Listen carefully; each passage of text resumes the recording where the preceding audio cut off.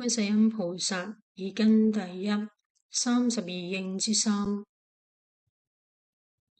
若有男子好學出家，持諸戒律，我於彼前言比丘身而為說法，令其成就。尸羅嘅意思係戒，毗尼意思係律，又依律法防非止惡，故名為戒，即係250戒啦。若有女子好學出家，持諸禁戒，我於彼前言比丘尼身而為說法，令其成就。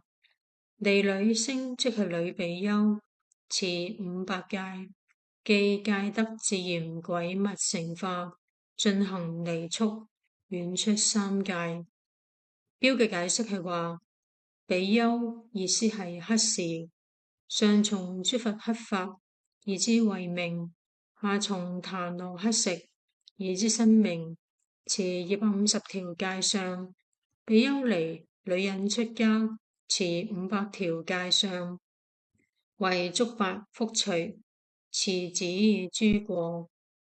若有男子六前5戒，我於彼前言優婆塞身而為說法，令其成就。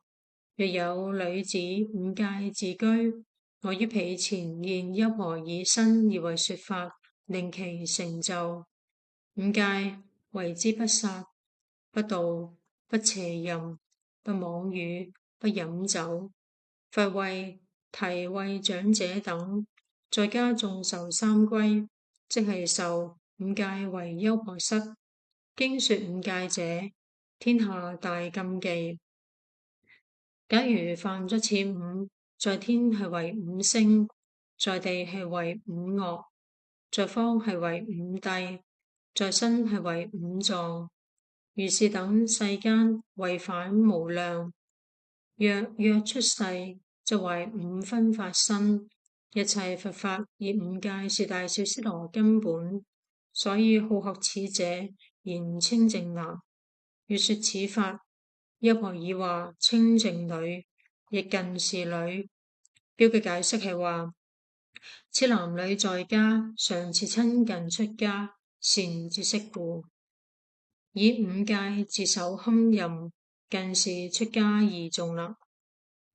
若有女人內證立身，以修家國，我於彼前言女住身及國夫人，名付大家而為說法，令其成就。掌理王之內政，為之內宰政者，所以政不正。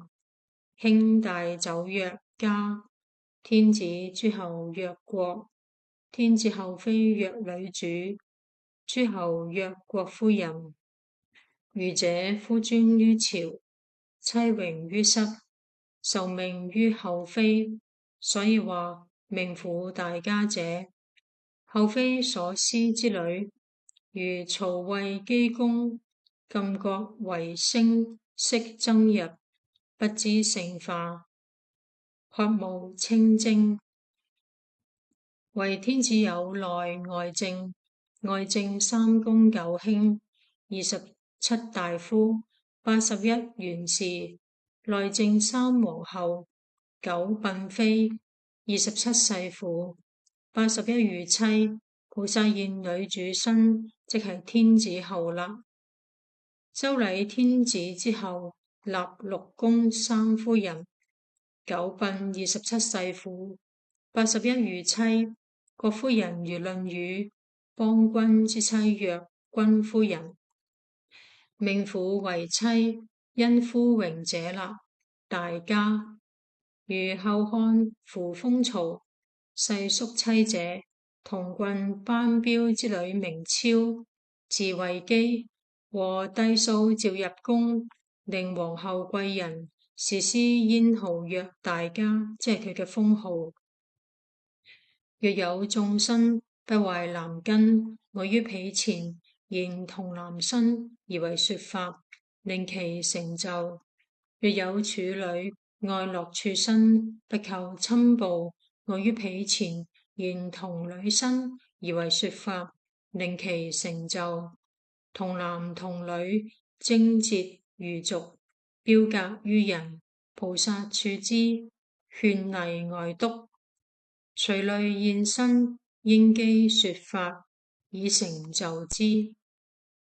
若有諸天樂出天輪，我現天身而為說法，令其成就。若有諸龍樂出龍輪，我現龍身而為說法，令其成就。若有藥叉樂到本輪，我於彼前現藥叉身而為說法，令其成就。藥叉意思係輕接。以上為觀世音菩薩耳根第一32應之三。